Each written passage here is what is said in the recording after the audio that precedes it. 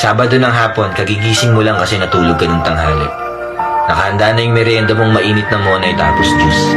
Maya-maya tinatawag na ng mga kalaro mo para maglaro. Dahil nga natulog ka ng tanghali, pinayagan kang lumabas. Naglaro kayo ng piko. Pamato mo yung kapirasong tiles. Maya-maya dumidilim na yung langit. Parang uulan.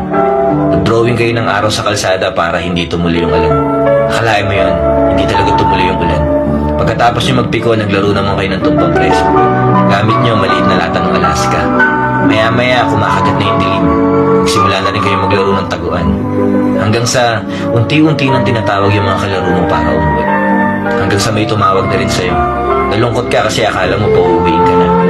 Sabi ng tumawag sa'yo, wala munang uuwi. Marami pa tayong dapat tapusin.